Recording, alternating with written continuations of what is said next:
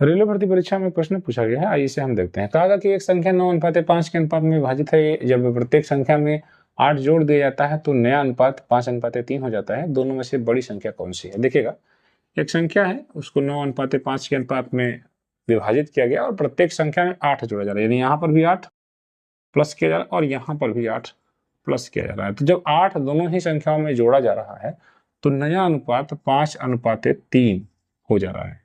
आप इस बात को समझ पा रहे हैं? यहाँ नया अनुपात 5:3 का हो रहा है।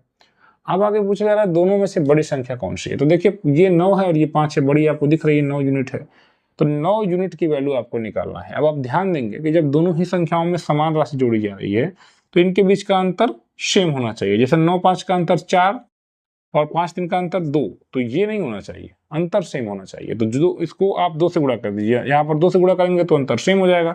2×5 = 10 और 2×3 = 6। अब देखिए, यही इसी चीज को हम 10:6 लिख देंगे। अब देखिए, अंतर 4 आ गया, यहाँ भी अंतर 4, यहाँ भी 4। अब ये आप आसानी से इस सवाल को हल कर लेंगे। अब कह रहा है कि प्रत्येक संख्या में 8 जोड़ा जा रहा है, तो 8 जोड़ा जा रहा है, और हकीकत में अगर आप देखें रेशियो के लैंग्वेज में, तो रेशियो 9 से 10 यूनिट हो रहा है, ये 5 से 6 हो रहा है। तो रेशियो कहेंगे सर 1 यूनिट बढ़ रहा है, और 1 यूनिट हकीकत में कितने को बता रहा है? 8 को बता रहा है। देखिए, 1 यूनिट बढ़ रहा है और हकीकत में 8 बढ़ रहा है।